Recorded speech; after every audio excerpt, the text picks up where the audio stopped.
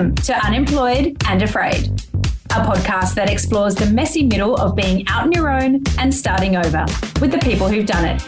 I'm your host, Kim Curtin. Thank you for being here. Let's get into today's story of starting over. Welcome to another episode of Unemployed and Afraid, your weekly dose of stories about starting over, trying new careers, and just generally giving life a red hot go.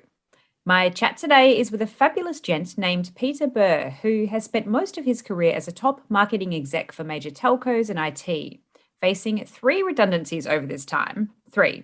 I guess at that number you at least kind of get used to them. Peter decided to refocus his approach to his marketing career, changing how he works to support his vision for creating an amazing destination restaurant in northern New South Wales. Peter and I chatted in early 2022, and this episode is being released shortly after the devastating floods in New South Wales and Queensland. Luckily, Peter's restaurant was spared and he's able to continue operating and providing employment for his team members in the area. Of course, there are many others who weren't, and rebuilding the entire area will take a long time after the headlines have disappeared. If you're in a position to donate, please consider heading to giveit.org.au, that's givit.org.au, to get your support directly into the hands that need it. I hope you enjoy this episode as much as I've enjoyed creating it for you. And if you do, please consider heading to Apple or Spotify and leaving a review. It will go such a long way in helping me grow this podcast and its community. A big welcome to today's guest, Peter Burr. Pete is owner and founder of the award-winning hatted restaurant Potager, a kitchen garden restaurant in beautiful Carool, northern New South Wales, just 20 minutes from the Gold Coast airport. Often asked, how on earth did you end up in Carool? Something a lot of us tree and sea changers here. For Peter, it can be traced back to a pair of rose-coloured glasses looking out over the beautiful fields of Northern Ireland, craving a slice of deep green paradise. After 6 challenging years and a number of reworked plans, this beautiful destination restaurant was born, where you will dine on tables made by local craftspeople and on plates made by local potters. You'll eat food made and served with love from their garden and other local businesses and producers. Featured in Qantas Travel, The Urban List, The Weekend Edition, and Australian Good Food Guide, winners of 2021 Northern Rivers Regional Business Award for Tourism and Visitor Experience, and awarded Australian Good Food Guide Chef's Hat 2021 and 2022 most recently. I cannot wait to hear the story of this amazing human and this amazing restaurant. Peter, welcome to Unemployed and Afraid. Hey, Kim, it's nice to be here. It's so nice to have you in beautiful Carool. And Peter, before we get into your epic career story, let's break the ice just a little bit. I would love to know, how would your best friend describe you? I'd say they would describe me as being really supportive, connected. My friends are my life, it's sort of I feel very fortunate to count a significant number of people that I've known for 20, 30, 40 years who are still actively in my life. So, and it also helps when you live in a beautiful place near the beaches up near the Gold Coast. So your house is normally full of people over the holidays. I can imagine. That's a lovely way to be described. Our friends are our chosen family, aren't they? Yeah.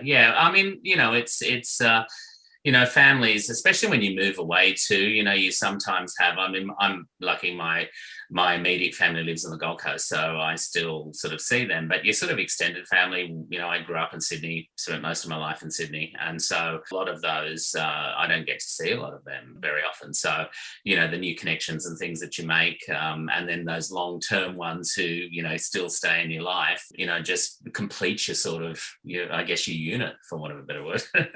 Yeah, it's a great word. Peter, so take me way back on this journey of yours. Before you created this beautiful destination restaurant, Potager, right. Who were you? What did you do? How long have we got? Hours.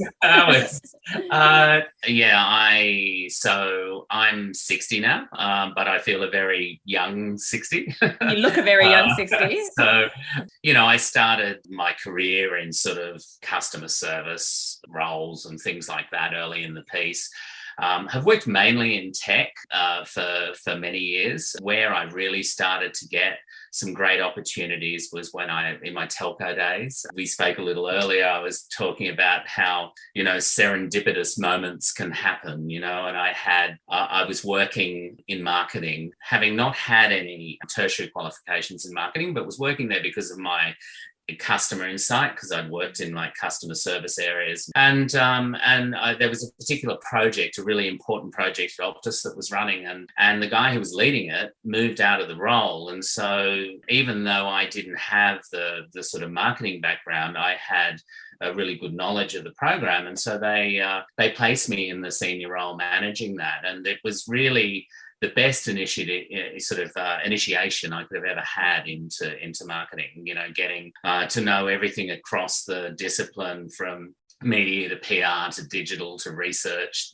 to channels to it was such a great induction, and fortunately that stood me in great stead for all of the roles that I had from then on, and some of the amazing opportunities I've had during my career. And how did those careers go in terms of longevity? And it's a bit of a leading question because I know that you've shared with me that you have faced not one but 3 redundancies, yes, I think, over this period. Yeah. Tell me what that was like. So look, the first one's always a shock, right? So, and I'm a person who always gives 100%. With balance, though, I'm not a complete, work is not my life. I do the proverbial, work to live, not live to work. But, have always given my all to everything that I've done. And so the very first one that happened was, came on top of a breakup as well at the time. And so I felt my whole world was like imploding, and so that sort of set the scene for me. I took around 9 months off.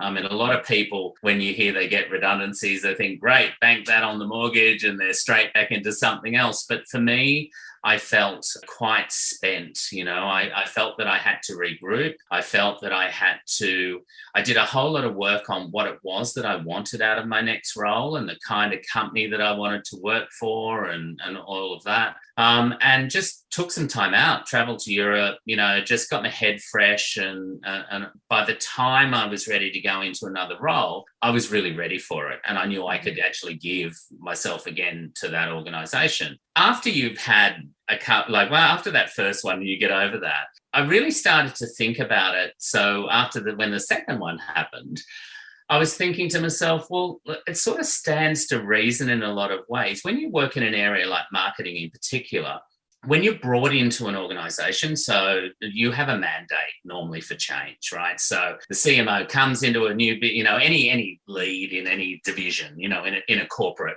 will come in and they'll have this, they'll be given this mandate for change, given the opportunity, brought in because of their fresh ideas, their fresh perspective, and all of that. So all of those great things that you come into the job with, you go fast forward 3 years down the track, people start to see you as a bit myopic. There may be challenges and things that, new challenges to overcome. And so I developed a very pragmatic view about this, was that, for the very reasons that I was brought in, they're probably looking for someone else to do the same thing again. So I applied that same so there were other movements that I made. I was averaging about 2.5 to 3 years through this sort of maybe 15-year period of my life where I would change jobs. So, there were some redundancies in there, but there were some choices there on my own, where I felt that I'd given enough in the organisation. And I firmly believe that people only grow by being faced with new challenges and new experiences. So, as I, got to move into each new business, it gave me an opportunity to learn some new skills and as well, and to grow personally and to generally get some more money, because it's very hard to ask for more money when you're in the business you're in. But when you go into a new business, you can name your price. Isn't that the truth? I absolutely love that. Often there's that, I don't know if it's a generational or a thought as well in the back of the mind, our parents, maybe went into careers that they had for a really long time, and they stayed at places and fought for that long service leave. That was kind of the golden handshake back in the day to achieve. But, I love that approach of your company that you work for not being everything to you, Yeah. and just one step in the road on a journey for both of you, and letting go a bit of that. We can hold on a little bit too long sometimes. My goal in every role that I have been in is that I would develop at least one of the people who was under me, so that if I got knocked over by a car tomorrow, that someone else could step into the role, or if I left, that they could step into the role. I mean, so few businesses put value on succession planning, and also a lot of people don't actually like to give people credit who sit underneath them for the things that they contribute. And, I was never, and still today, I've never been afraid of that. I've never been afraid that people, working under me might want my job, because that's where they should be setting their sights, and if I'm the right person in that role, I should be developing them to be able to do that. And so, in a number of instances when I've left different businesses, whether it be my own volition or not, there's always been someone in there who could take over the reins. So yeah, I've always been, that's sort of been the way that I've operated, and it's great. You look at, I've been doing this for 30 something years or whatever. When you look back, I can go through LinkedIn and you see, and there are hundreds of people who were either uni grads or things that came into my teams over the years who are in really senior roles and that are around, and you look at and you think, oh, isn't it great that they've obviously done it of their own, competency and capability, but it's great to see that you've played some part in that development. And we all remember people that we've worked with and the impact that they have had on us in terms of our development, positive or negative. You can trace that back, but to be a positive influence on somebody's career growth and then to see what happens next is just such a wonderful way to look at it. Absolutely. So when did the idea for the restaurant, I'll just say the restaurant at that stage, because, when the seed of an idea starts to plant, I mean, often we never know what on earth it's going to actually be. So when did that seed start to form for you? So, probably about 8 or 9 years ago, I sort of had said to my partner that, I really didn't want to be completely reliant on this sort of corporate life forever, because, you just keep fronting up into something new all of the time. And it's like, what might be a nice idea is for us to do something that would enable me to exit out of that, but to leverage our collective experience. So Gareth was a chef, and I'd eaten in lots of restaurants, and I knew what I liked. So, Amen.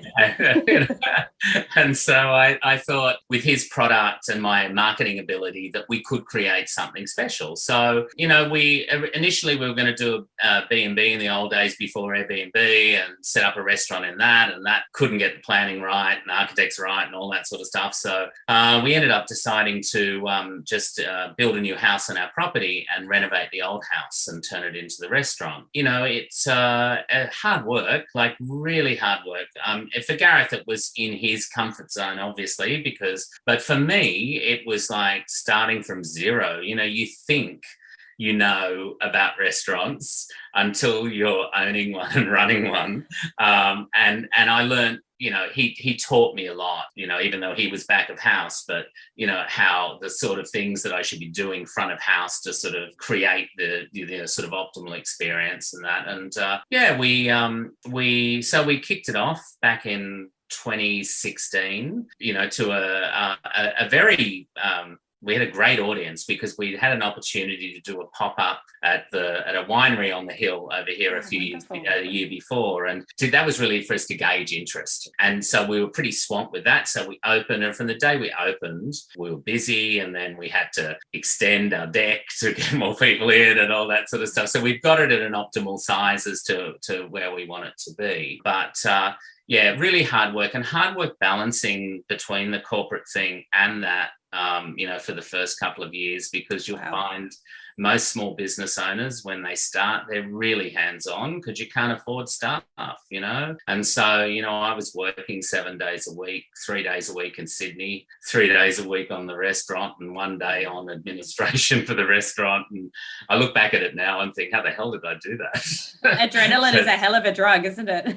Absolutely. You just do it. And the goal was, for me, this was my exit exit strategy. Sadly, 2 years ago, I lost Gareth to pancreatic cancer, and he was only 47. He wasn't very old. It was a big shock to us, and so I was a bit initially conflicted. But when you go back to the idea of why you did it in the first place, and the fact that I wanted to sort of continue the legacy, because we were so proud of what we'd done, we've kept it going, and it's just gone on from strength to strength. And the only reason probably that I haven't stopped my sort of corporate working, albeit in a reduced capacity that I do these days, is simply because of his passing. Because you have all that extra time in your hands, and may as well fill it with something. So, but it's a manageable balance these days.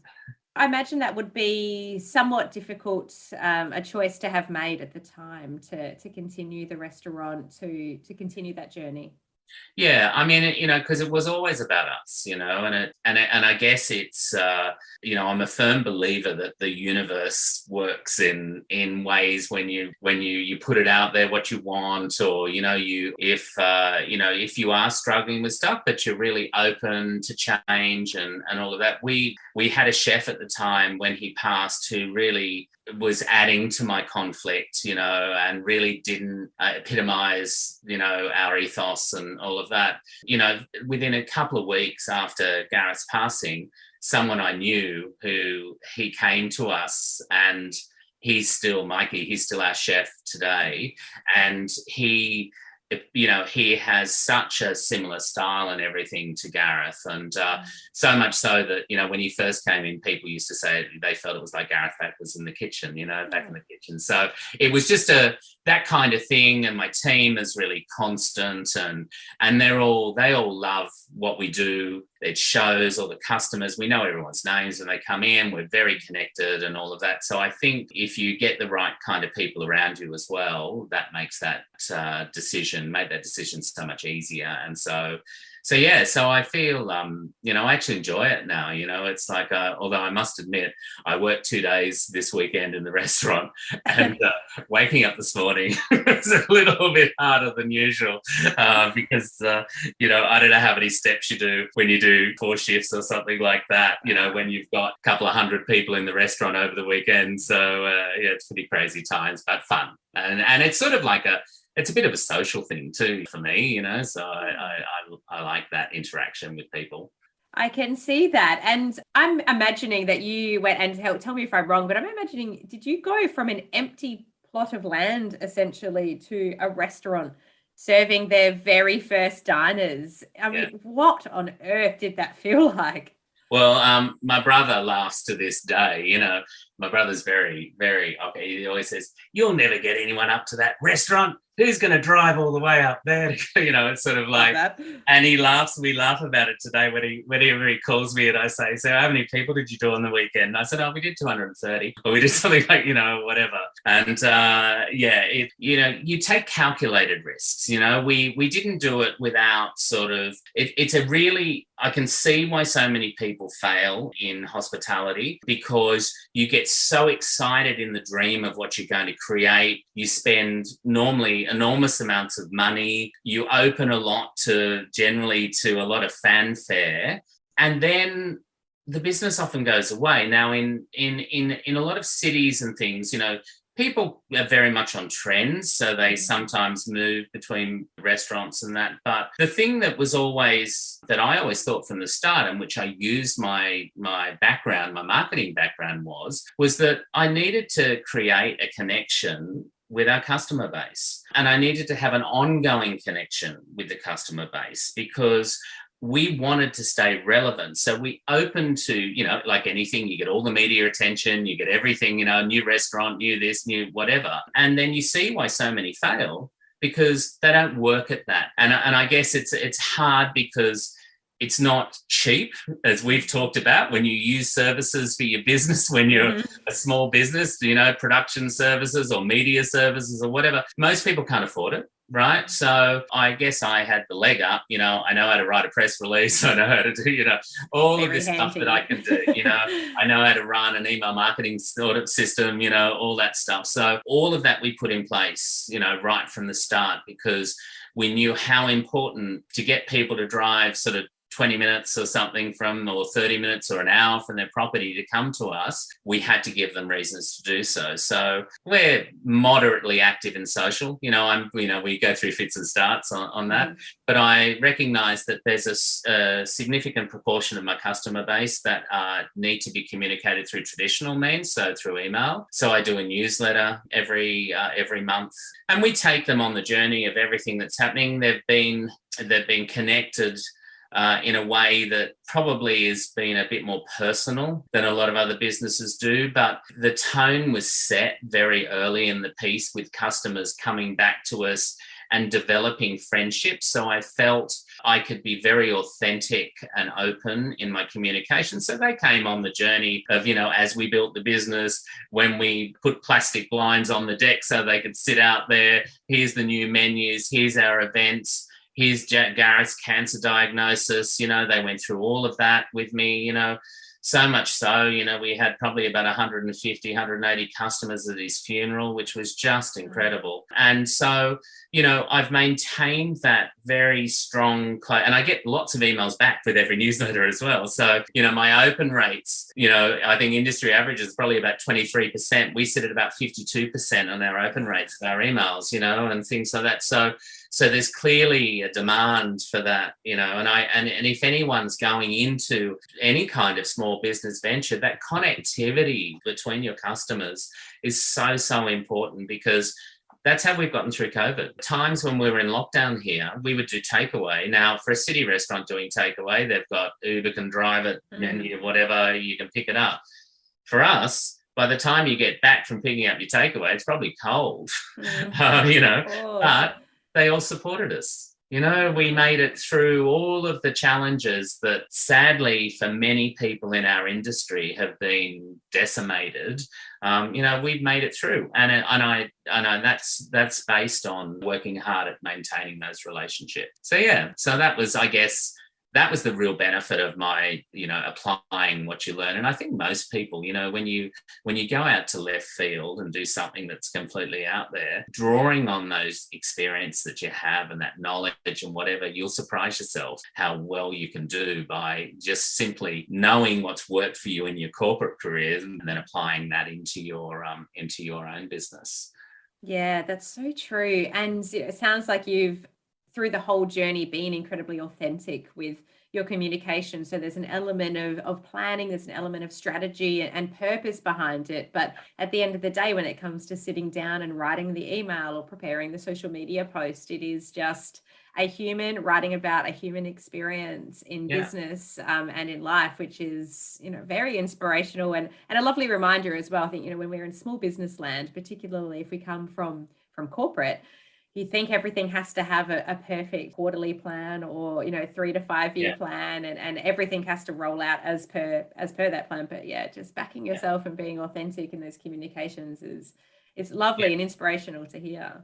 The other thing too is hospitality is it's getting much better, but is renowned for the poor treatment of staff. We've fortunately seen that sort of rectification of people working 70 hours paid for 38. There's a lot of that has changed. But, Gareth used to say to me in the beginning, because of his learned experience in most hospitality where he worked, where they weren't given anything over and above or recognition or all those things that we corporate types, we suck it all up. We love to be, we need our bonus. We need this. We need, we're always, they're the things that motivate us, that recognition, being selected the trip each year or something like that. Those things don't apply in hospitality. With some of our lowest paid people, those of us, we're used to drawing a corporate salary, and then you see what, a lot of hospitality people earn, and it's It's a fraction. And so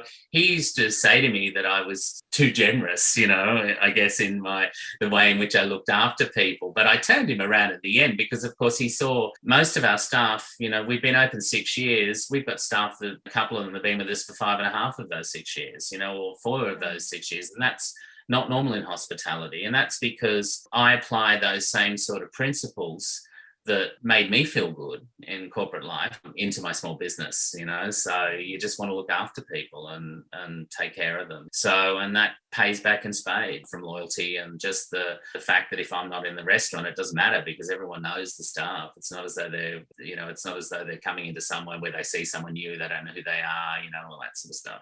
So I think there are learnings. There might be learnings in what you do in terms of applying your business skills, but there's a lot of people skills that benefited us in that environment. Yeah, definitely. I can see that. And on this, a very impressive journey of change. But through that process of, taking out the sort of corporate roles, the corporate identities, or dialing them back to do this new thing, did you find that your relationships with colleagues, with friends changed at all through that process? No, because I was very upfront about what I was about to do.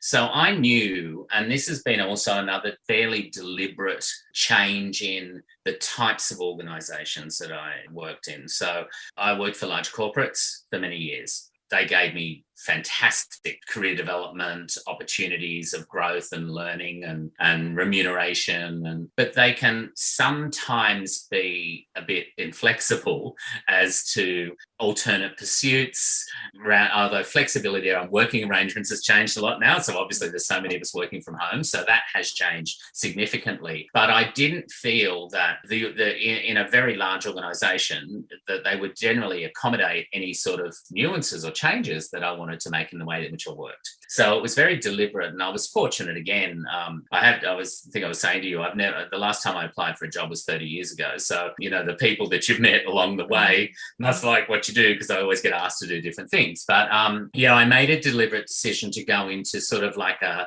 small to medium enterprise where they generally be a little bit more accommodating. You don't have to sign the contract to say you won't do any other business endeavor and, all that sort of stuff. So that was deliberate. So I was able to balance the sort of the contributions. And for them, in a lot of ways, you bring a breadth of experience from those corporate environments and knowledge and that into a smaller business that they may not normally afford. And you trade that off with the flexibility. You might accept a lower pay rate, but you get more flexibility to allow you to do the other things that you want to do. And so that's sort of the model that I've applied to my career for, say, the last 10 years, because although I would never trade my big gigs in telco, which were just fantastic, I just knew it wouldn't work for me the way I wanted to sort of change my life in the last few years and pursue the dream of the restaurant. Yeah. And how has creating the restaurant changed you? I need to lose a bit more weight, but I'll probably lose a bit of weight running around the floor. Let's see. That's impressive in and of itself. If I owned a restaurant, I would be all day toasting. You look at the food, no, it doesn't work like that. We do change our menus seasonally and have lots of specials, but the amount of time Mikey, our chef, will say to me, "Do you want some dinner tonight?" And I'll look at it and I go, "No." Because I need something had that dish a few times or whatever. I think it's interesting, some of the things that it's given me insight into.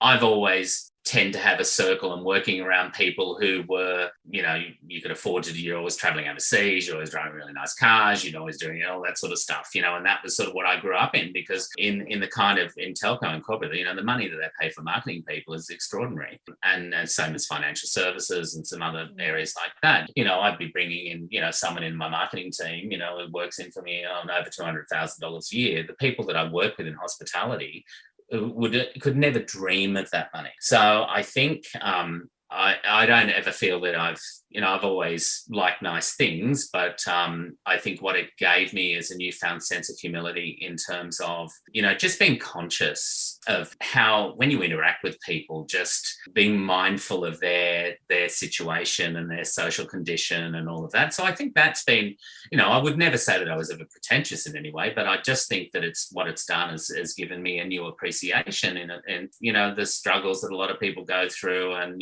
this is their career or their job, but it doesn't allow them. There's a limit to what they can do. So that whole, it's been very humbling in a lot of ways. Just these people are my friends now, and I just and like I say, I do try to help them more where I can, but it's that sort of changed. The attitudes of some people to people who work in those roles, I find a bit wanting sometimes. It doesn't happen so much with us because, we have a really lovely customer base and we only get idiots occasionally.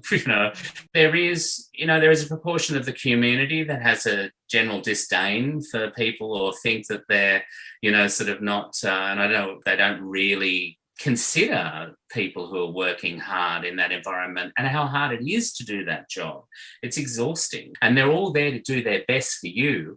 And if something doesn't go right, what right have you got to go to town on them, and you do see it. And so I take great delight sometimes when I'm on the floor, if I actually find any of them and someone will be talking about how they flew business class to Paris, and I'll say, oh, next time you should go in first, because when I flew there last time in Etihad, it was great because, and you do these, I just feel like patronizing. It's just so awful, and so I give them a bit of a reverse of the fact. Maybe that's not good for my business, I don't know. So yeah, I think what it has really taught me is I've got really so much empathy for the hard work that goes into producing. It's like going on stage every day. The food, the service, the atmosphere, and all of that. And I will never, ever write a bad review about a restaurant. I may have been guilty of that in the past, but I will never do it, because you find that sometimes the wheels can fall off through no fault of your own. Someone's sick, someone's not there, and whatever. So very long-winded response to your question, but yeah, it's been a great experience and one that I would never ever have wished I'd done anything different.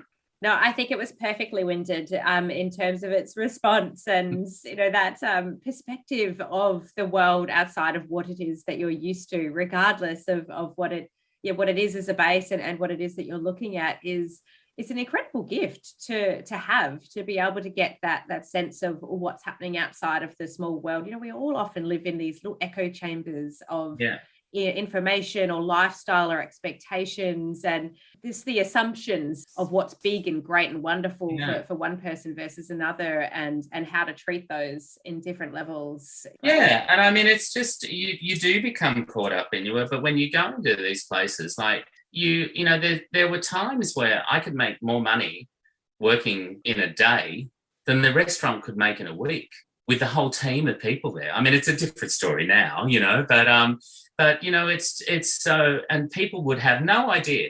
And that's not just in restaurant, that's in, all sectors of small business, the effort that people have to go to for the return. I mean, it's not all bad. Of course, you get perks and things from having a small business, what you can claim and this and that, whatever. However, it's, unless you get into it, your eyes are never really open to just how much this backbone of our nation of small business, how much effort it requires for the return they make versus when you sit in your office or in your corporate thing on the 35th floor and you're a C-level person or whatever what you're earning for what you're doing, and you can still work like that until you're in your 70s because you're sitting in a chair, where the rest of them, their bodies have given out because they've either been trades or they've worked in hospo or something like that, and they're just exhausted. And then they face the thing of retirement with sort of maybe not a rosy picture. And I know that sounds awful now. We're talking about things about changing from corporate to people who are starting their new lives, but I do think, I mean, like I said, there's a lot of rewarding things, but it's been a really wonderfully enlightening experience for me. Yeah, and I think there are a lot of us who may be in a corporate role, any kind of level, who may have dreams of doing something different, but that's, I'll call it a golden handcuff, just it's a negative connotation because, same as you, I've had some wonderful, exciting roles that have taught me a lot about myself and a lot about what I can do. But that being able to let go of that guaranteed income, no matter what level it's at or not at, but being able to walk away from that into a space that's unknown, that journey is very difficult. And there's a real push for the labor of love that eventually, I think, just topples that down. So eventually you're able to kind of unclick those and go, do you know what? I maybe never will earn this level of income or guaranteed safety net of income again, but that's okay with me because I feel a desire to do something different and see where it goes. That's a big journey to make, and it's always easy to reflect on once we're at the other side. You can see kind of why, but when you're in the middle of it, it is scary as hell. Yeah.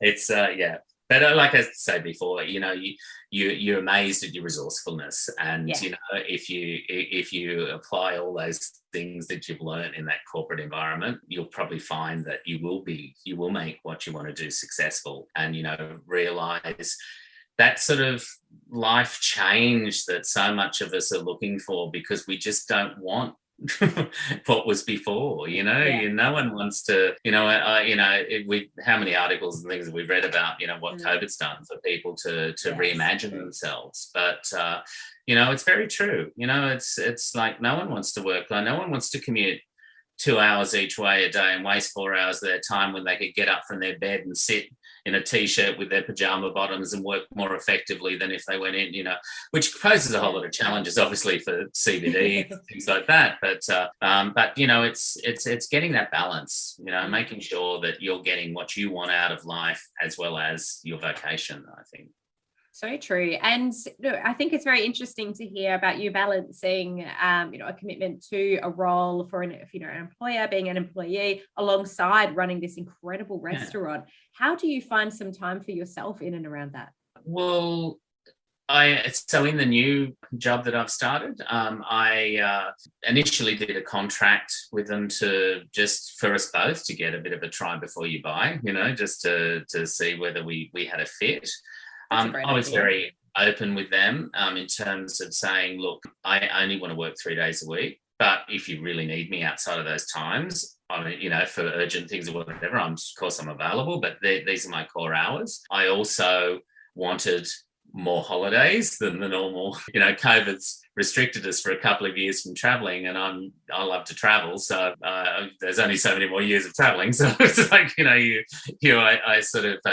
was able to negotiate that. And so then the restaurant, it pretty much runs itself most of the time. It's just on occasion I step in there now and work, sometimes because I like to keep my hand in and see how things are going, other times because we might be short-staffed or whatever. But I feel pretty balanced.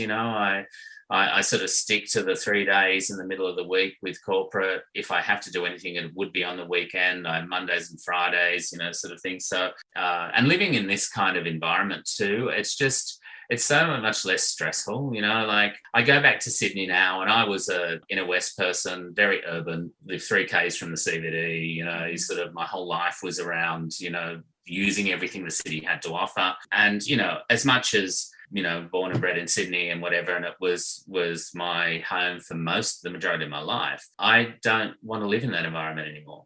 The traffic, the congestion, the thing, all that sort of stuff doesn't work for me. And I find that, living in a rural environment that's still, 20 minutes from the shops and things, 30 minutes from Apple if you need to go.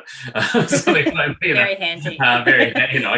I'm not a person who can go really rural, really regional, but this is lovely where we live. So I find that, that probably gives you an extra refresh benefit or something. It's like, it's not stressful just being around, if just being, so I think that sort of helps. And it's a good balance, and hopefully I can sort of keep this sort of model going for another few years, and then I'll reassess what I want to do. The restaurant, it was tough for a lot of hospitality businesses in 2021 in particular.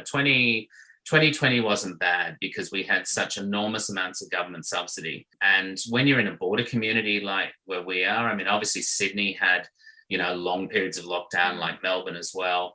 But here too, like we get 50% of our business from Queensland. And so that was denied us for 5 months, and so it's nearly 6 months. So those things have sort of add to the challenges. But, we're coming out of that now. All that extra stress is sort of gone and, we're back to sort of where we were.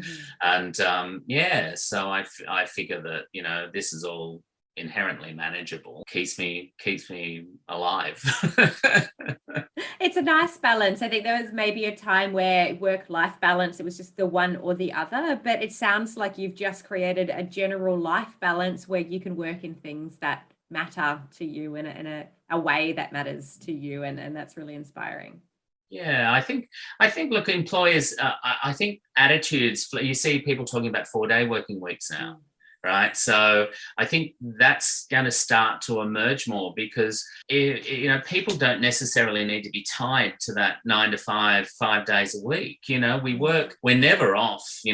I remember the days when you used to go on holidays to Europe and you go to a local phone box or write a postcard to your family. Now, we're never off our phone. When we're away, we've got our computer, we're constantly connected. So the thing is that if more people should try and negotiate within their employment status to get it to a more manageable number of hours or days that they work, so that it allows them either more time for family or allows them to start that embryonic idea of what they want to do, and generally your business, like I know the restaurant would be even more successful if it had my 100% attention. I know that. And, I've had friends, I have a friend who has a candle making business, a beeswax candle making business. And she used to work for me and she used to do that on the side. And that business never realized its full potential until she gave up full-time work. But you need that insurance, as you've talked about, when you're straddling two things. But I think we're in a better place ever in our relationship with employers to have things a little bit more on your own terms, still delivering what they need you to deliver, but allowing you some more flexibility to pursue things that might be more important to you. So true. If I had a few hobbies in my corporate career on the side, if I had maybe a side hustle or something going on, I think I would have been a much better employee. For a lot of that time, and would have been, and probably stayed for a lot longer in the roles that I've had, because that balance is, and that sense of self outside of that world is really important. So I can absolutely see that. Well, you see people, it doesn't define you in the same way anymore. Like if you talk about our parents and things of the longevity in careers and things like that, and I think it is because of the changing nature of workforce. When you realize when you've been upsized, downsized, out, in, whatever, all that stuff, well, how can it define you? Because it's completely out of not completely out of your control, but often there are things that are outside of your control. So the sooner you realize that you are who you are and you are what defines you, not the role that you have, I think the better. And I see that so much in the younger people that I recruit these days. They, rightly so, they're sort of, they know exactly what they want to do. They're quite demanding in how they want to work, and they don't feel obliged to curtail or align to what's what the employment. They want to negotiate, and I think that negotiation is healthy for everyone. Yeah. Absolutely. We've all got a little bit more agency on ourselves these days, which is nice. So what is next for the restaurant, for Potager? Okay, well, we're probably doing a few more events this year. We always have we do degustation dinners, one for our birthday. We do Bastille Day because it's interchangeable between Potager and Potager. My great-grandmother was French, so that had some influence on what we did. I do want to start to do a little bit of extension. We used to do preserves and a few things for sale and that, and we sort of got out of doing that when Gareth was ill and I haven't brought it back yet, but there's such a demand for people wanting to take a little piece of us sort of home with them. So that's my project for this year, to stop talking about it, because there's so many things that, you keep saying, oh yeah, I'll get to that. Yeah, I'll get to that. It's like, right, nail yourself down, because, in your corporate life, you can't get away with that. You can't say you're going to do something and it's not going to happen. So hold yourself accountable, in your other business, and just say, look, all right, by this, we're going to do this. I'll probably start, it's always good for businesses to, there are some awards that just come to you by virtue of the fact that whether they're Reader's Choice things, whether they're awarded like a hat or something, but there are obviously others that require you to put submissions in, and that for like tourism awards and things like that. I'll probably pick up a few more of those this year, because I've got a little bit more time to do that now. And, people should never underestimate the importance of that recognition, because they're constantly, and it doesn't matter who you are, a young person starting out, a new business idea, there are so many avenues within Australia for awards, and it's just having that external validation about what you're doing not only gives you a recognition to an audience that you may not otherwise reach, adds so much to your credibility, but it just makes the team feel good, So I think, I'm going to focus a bit more on those this year, just as well. And hopefully we just keep going as we're going now. We're sort of back to normal, and, that just continues. Yeah, we all have our fingers crossed that particularly the tourism and hospitality industry is back to normal, and that we can keep enjoying all of those amazing opportunities. And how can the listener and I support you on your journey as you go into this next phase? I think it's not just about me. It's when there's things that you enjoy, it's just keep it in the back of your mind that places may not always exist without your support. And it's so, making those decisions to where you spend your money. Local business, small business is so important to support. If you've got a choice between going down to some multinational or whatever, or versus going and buying something locally, I can't say how much that means to keeping business open. And when Queensland was locked off to us, and we lost 50% of our customer base overnight, I sent a message out on the socials and everything and said, guys, you need to support us, because if you love us, we need customers. We've just lost half our customers. It may mean that we're not here. So if you want us here, support us. And people did. And I know that some people think that's a bit trite or a bit bold or something like that, but it's reality. And so there's nothing worse than people saying, they lose their favorite restaurant or cafe down the street, or the little small business delicatessen, or the you've got some little clothes shop that you go to, or something, little designer clothes shop, and then they shut. And you go, oh, damn, there's such a shame they've gone, And the thing is that, if only I'd known they were in trouble, I would have shopped there more, instead of going to some big brand. There's nothing worse than seeing that happen. So if you can, shop local, support local, do as much as you can, because most small businesses have done it really tough over the last couple of years. And that's so it's not just about me. I love everyone coming to our restaurant. Any of the listeners on this, if you haven't been to us, we're only 20 minutes drive from the Gold Coast Airport, as Kim said earlier, just over the border in New South Wales. Beautiful views out to the ocean, lovely relaxed atmosphere, gorgeous gardens, all that sort of stuff. Talk to the gardeners that are out and about there and whatever. But come and support us. But importantly, support as many small businesses as you can. It just sounds like the most glorious part of the world. I cannot wait to come and dine in your beautiful restaurant. I've already